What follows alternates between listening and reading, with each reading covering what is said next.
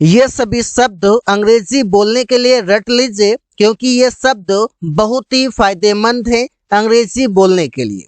क्योंकि सेलेक्ट करके most important words लाया हूँ जो अंग्रेजी बोलने के लिए काफी जरूरी है। इस वीडियो में इन सभी शब्दों का प्रयोग सीखेंगे। और एल्स का मतलब है वरना, और इसका प्रयोग करते हैं अपोजिट के लिए। मतलब ये प्रयोग किया जाता है एज अ कंजंक्शन, मतलब दो सेंटेंस को कनेक्ट करने के लिए, जोड़ने के लिए।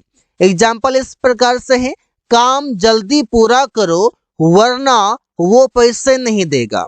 सिचुएशन समझिए कि आप किसी का काम कर रहे हैं और आप पूरा नहीं कर पा रहे हैं जल्दीबाजी से, तो इसलिए उसमें बोला जाता है कि काम जल्दी पूरा करो वरना वो पैसे नहीं देगा।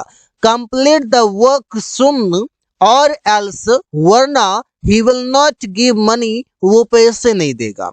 अंग्रेजी सीखो वरना परीक्षा पास नहीं करोगे। लर्न इंग्लिश और else you will not pass the exam. यहाँ पर देखिए, लर्न इंग्लिश अंग्रेजी सीखो, वरना मतलब और एल्स, इस प्रकार से प्रयोग करेंगे। दो सेंटेंस को, दो क्लाउज को जोड़ने का काम और एल्स करेगा। अब देखिए, और एल्स के बाद इवन देन है। इवन देन का मतलब है फिर भी। जब भी आप बोलते हैं फिर भी तो प्रयोग करेंगे इवन देन। इवन देन मतलब फिर भी, इसका प्रयोग करते हैं कंजंक्शन के रूप में। आप देखते हैं कंजंक्शन के अलग अलग तरीके से प्रयोग करना। उसके पास बहुत पैसे हैं फिर भी वो खुश नहीं है।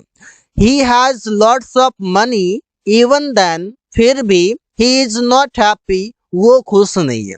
तो इवन देन क्या कर रहा है, ये दो क्लाउज को, दो सेंटेंस को एक दूसरे से कनेक्ट करने का काम, जोड़ने का काम, ज्वाइन करने का काम कर रहा है। मैंने काम किया फिर भी उसके साथ गया। मैं काम किया, जो मेरा करना था वो मैंने कर दिया, फिर भी उसके साथ काम करने गया। I worked even then I went with him.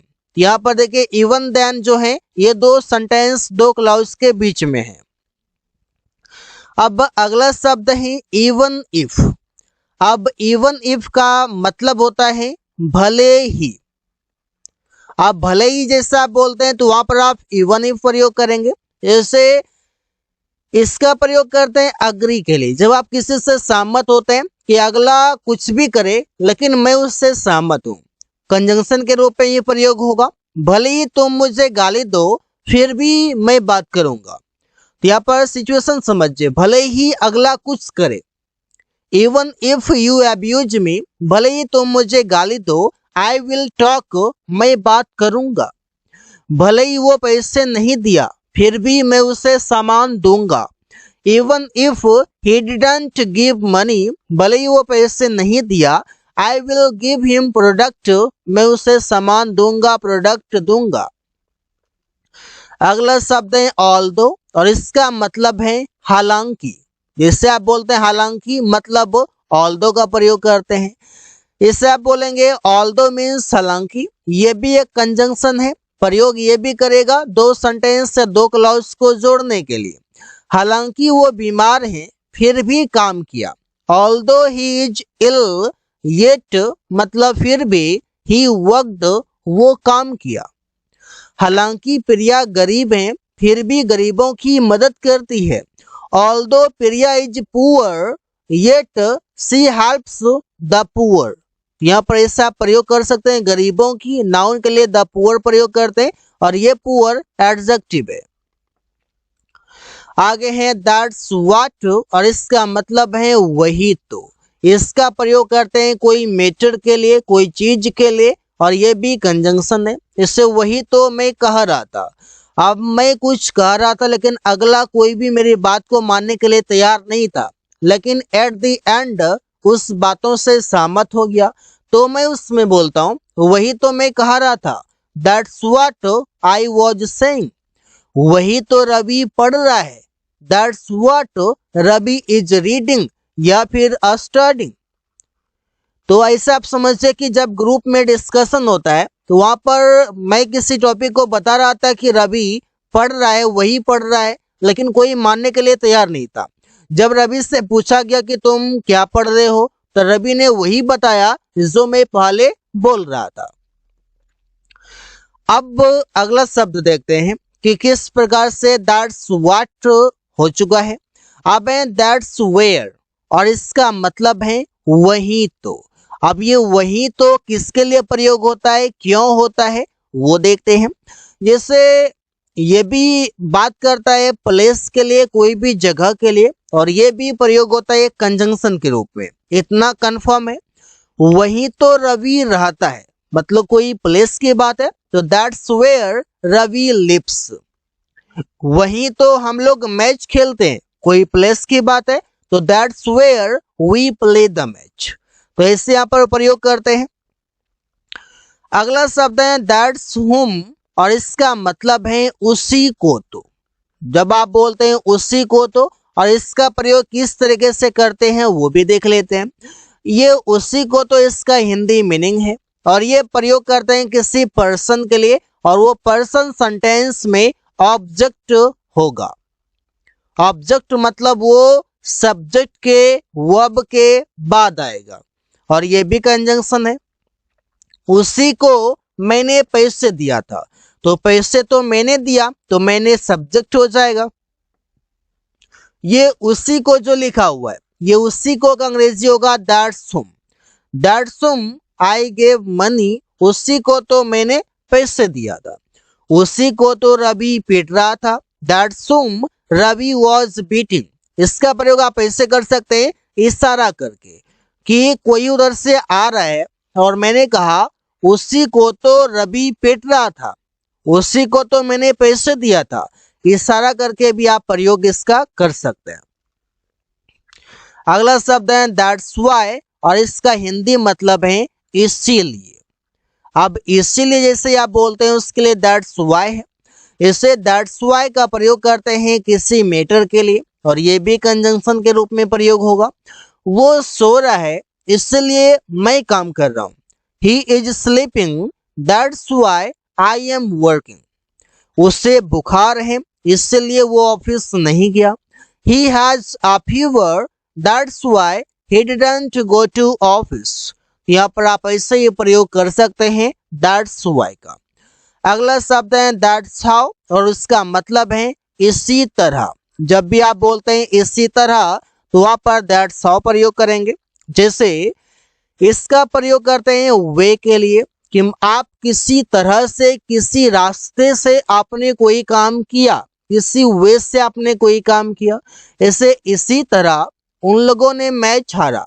अब मैच हारने का वो वे बताया जा रहा है कि क्या गलतियां की उन लोगों ने, तो that's how they lost the match. इसी तरह मैं काम करता हूं, मेरा काम करने का तरीका, मेरे काम करने का वे यही है, तो दैट्स हाउ आई वर्क। इसी तरह मैं काम करता हूं। अब अगला शब्द है अदरवाइज और इसका मतलब है नहीं तो। अब नहीं तो जैसे बोलते हैं तो उसके लिए आप अदरवाइज प्रयोग करते हैं। इसे ये प्रयोग करते हैं कंडीशन के लिए कि आप कोई शर्त रख लेते हैं कि अगर आप ये नहीं करोगे तो ऐसा कुछ होने वाला है। जैसे बाजार जाओ नहीं तो लेट हो जाएगा। तो भाई नहीं तो जैसे ही बोला गया तो उसके लिए अंग्रेजी में शब्द है अदरवाइज। यहाँ पर जैसे कि गो टू मार्केट, बाजार जाओ, अदरवाइज नहीं तो यू विल गेट लेट, तुम लेट हो जाओगे। तो होना के लिए गेट प्रयोग हो गया। उससे मिलो नहीं तो वो पैसे नहीं देगा। मीट हिम, उससे मिलो, अदरवाइज नहीं तो he will not give money, वो पैसे नहीं देगा। तो ऐसा प्रयोग करके कई सारे सेंटेंसेस बड़े ही आसानी से आप बना सकते हैं। अगला शब्द है इधर और, इसका मतलब है या तो ये। इस प्रकार से प्रयोग करते हैं या तो ये। इसे इसका मीनिंग है या तो ये, और ये प्रयोग करते हैं ऑप्शन के लिए। इससे या तो रवि या तो अमन बाजार गया है। अब यहाँ पर कंफर्म नहीं है, दो लोगों पर ऑप्शन है कि या तो रवि या तो अमन। तो इसे बनाते हैं इधर रवि या तो सुमन, तो और सुमन बाजार गया है, हैज गॉन टू मार्केट। अब यहाँ पर एक इसका ट्रिक समझ लीजिए कि इधर और जैसे आप प्रयोग करते हैं तो और के बाद जो भी नाउन आता है उसके अनुसार वर्ब कंसीडर किया जाता है। तो अमन सिंगुलर है तो हैज आएगा, अगर यहाँ पर यू आ जाता तो यहाँ पर हैव आ जाता। इससे आप ध्यान में रखेंगे। या तो तुम या तो वो उसे पीटा, इधर यू और ही बेट हिम। ये बेट यहाँ पर V2 है, पास्ट इंडेफिनिट का सेंटेंस है इस वजह से। अब अगला शब्द है वेयर एज और इसका मतलब है हिंदी में जबकि। और इसका प्रयोग क्यों करते हैं? इसका प्रयोग करते हैं अपोजिट के लिए, जब आप कोई भी चीजें उल्टा बताते हैं। और ये भी कंजंक्शन होता है।